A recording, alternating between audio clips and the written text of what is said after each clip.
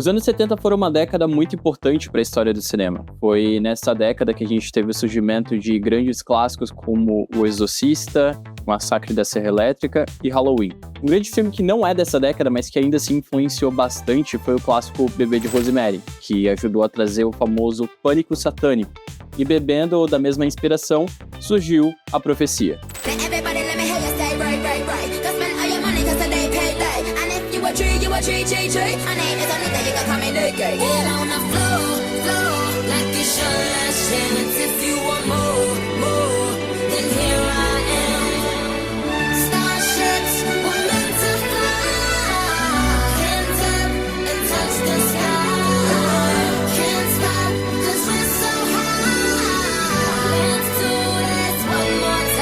A Profecia é um dos maiores clássicos do cinema, tendo uma história de terror que vai além das telas, transportando o horror para a vida real. O filme ficou marcado por acontecimentos macabros e teorias da conspiração que até hoje assombram as pessoas. Hoje eu vou me aprofundar nesse que é um dos meus filmes favoritos de terror e que vai por mim. Quando você descobre a história por trás dele, o filme fica ainda mais assustador. Your exercise.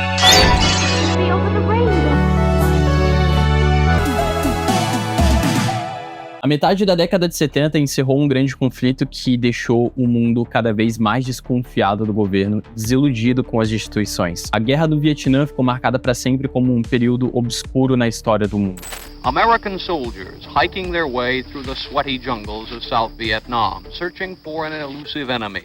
The temperature is almost 100 degrees, and the jungle stifles even the tiniest breeze. Isso somado ao escândalo de Watergate, que resultou na queda do Richard Nixon, presidente dos Estados Unidos, ajudou a abalar ainda mais a confiança política e fortalecer esse sentimento de paranoia. A Guerra Fria e a crise do petróleo de 73 também colaboraram para esse estranho sentimento de que o mundo estava prestes a explodir. E isso criou um terreno fértil para filmes que falavam sobre fim do tempo, paranoia e forças ocultas. Além da crise política, o recente crescimento sobre pânico satânico resultou no aumento do medo e pesquisas sobre o ocultismo. Escucha las palabras de las brujas, los secretos escondidos en la noche, los antiguos dioses invocamos ahora.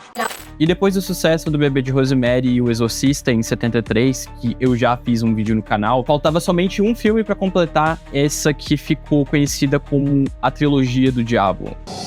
A ideia inicial da Profecia veio do roteirista David Seltzer, que era fascinado por religião e profecias bíblicas, e ele quis usar o livro do Apocalipse da Bíblia como base para escrever o seu roteiro. E se o anticristo fosse uma criança aparentemente inocente crescendo em uma família poderosa e ninguém pudesse impedi-lo por causa disso? Essa era a ideia original do filme, que, apesar de ter inspirações na Bíblia, inovaria apostando não numa imagem monstruosa e demoníaca da besta do anticristo, mas em uma criança com um rosto inocente. Com o roteiro já pronto e o sinal verde para a produção, o Richard Donner foi chamado para dirigir esse filme.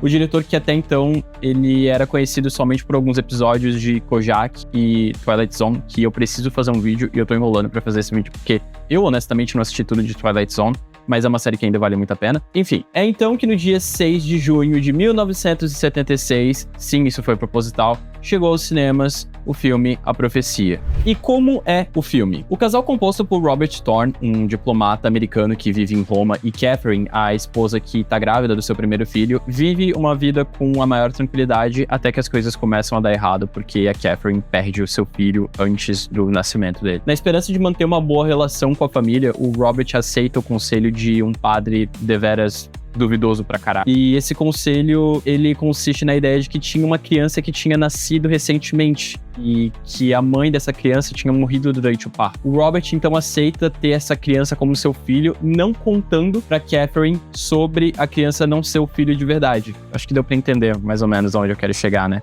Ele não é bem o pai do ano, mas eu acho pior um padre dar um conselho como esse. Mas enfim, né? A criança é o Damien, e só com esse nome já dá pra saber que ele é o filho do capeta, mas os nossos protagonistas levam pelo menos 45 minutos pra se tocar do óbvio. Eu sei que no ponto de vista de quem tá de fora, as coisas parecem um pouco mais simples, mas cara, tiveram alguns sinais que só gente burra não percebe. A babá no início do filme saindo do servidor por vontade própria dizendo, é tudo por você, Damien. O cachorro claramente possuído pelo diabo, essa mulher, a aversão que o Damien tem à igreja, esse corte de cabelo específico, e toda a profecia que o padre conta em desespero pro Robert, antes dele ser misteriosamente empalado. Eu já não gosto de personagens burros, mas nesse caso é uma sucessão de burrice que se sobressai. Porra, o Robert é nomeado como embaixador dos Estados Unidos, mas ele não consegue ver que tem um mini diabo na mesma casa que ele. Ah, esse contexto político, ele também é extremamente importante porque... Spoiler, no final do filme, quando o Robert decide fazer alguma coisa a respeito do mochila de criança, ele morre. Aí a criança acaba sendo adotada por ninguém mais, ninguém menos que o presidente dos Estados Unidos. Curiosidade foda. Em 1976, o presidente americano era o Gerald Ford, que presidiu durante a pior crise econômica depois da Grande Depressão dos Estados Unidos. Ele também concedeu perdão pro Nixon depois do Watergate. Tô querendo dizer alguma coisa com isso? Não. A interpretação fica com vocês, tá? Voltando pro filme. Como foi a recepção? O público, no geral, adorou. Temas como o anticristo, o sobrenatural, profecias e o maligno sempre estiveram em alta, mas naquela época, principalmente depois do lançamento do Exorcista, isso só aumentou mais ainda. A crítica no geral se dividiu entre quem achava que esse era só mais um filme surfando na vibe do Exorcista, o que não deixa de ser verdade, e também teve quem elogiou o clima de realismo e atuação do Gregory Peck. O sucesso do filme gerou algumas sequências, remakes, livros e até uma série de TV, que eu não tô aqui pra falar sobre, e eu também não tenho a menor vontade de assistir, sinceramente. Agora a gente vai pra parte que você tá tanto esperando. Que porra aconteceu com esse filme? Sério, esse filme aqui, ele dá aula de como ser amaldiçoado. Algumas coisas podem até ser consideradas coincidências mórbidas e irônicas, mas, bom, isso vai da sua crença, né? Mas vamos falar da trilha sonora do filme, que eu vou evitar colocar um pouco nesse vídeo porque eu tenho medo do YouTube me dar direitos autorais no meu vídeo. A trilha foi composta pelo Jerry Goldsmith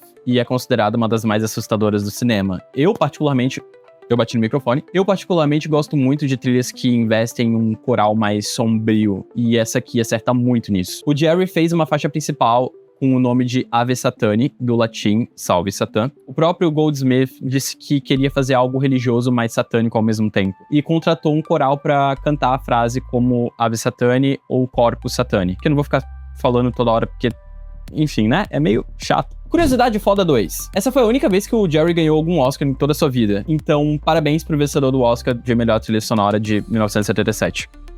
Existem diversos relatos durante a produção e até mesmo antes dela começar, coisas bizarras já estavam acontecendo, então se prepara porque a lista não é pequena. Gregory Peck, que é o ator principal, ele pegou um voo para Londres que foi atingido por um raio. O roteirista, o David Seltzer, também pegou um voo, só que nesse caso separado, não era o mesmo voo, e o avião também foi atingido por um raio. Premonição. A produção quase alugou um jatinho para uma cena, mas desistiu de última hora. Não muito tempo depois, o avião, que acabou sendo alugado por outra pessoa, caiu logo após a decolagem, matando todo mundo que estava no avião. Na famosa cena dos cachorros, os animais atacaram de verdade os dublês, ignorando os comandos dos treinadores.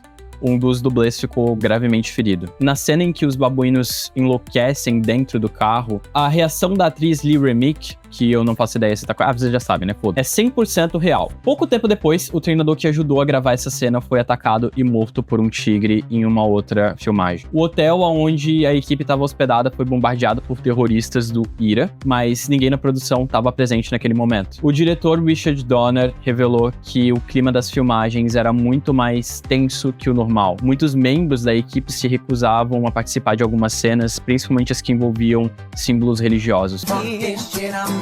O roteirista David Seltzer escolheu o nome Damien para soar um pouco mais suave, mas para causar um certo incômodo subconsciente. Depois do filme, o nome virou até um tabu em muitos países e pais evitam até dar esse nome para os filhos por medo ou superstição. O Gregory Peck só aceitou esse papel porque ele queria se distrair da dor, que no caso o filho dele tinha cometido meses antes dessa filmagem. E isso deu ainda mais intensidade para sua atuação como um pai atormentado por algo que ele não consegue explicar. John Richardson, eu acho que eu errei, mas eu não vou tentar. O artista de efeitos especiais responsável pela famosa cena da decapitação sofreu um grave acidente de carro enquanto trabalhava no filme Uma Ponte Longe Demais, que foi pouquíssimo tempo depois do final da gravação de A Profecia. No acidente, no caso, que aconteceu no dia 13 de agosto de 1976, uma sexta-feira 13, o Richardson sofreu ferimentos leves, mas a sua assistente e namorada Liz Moore foi decapitada,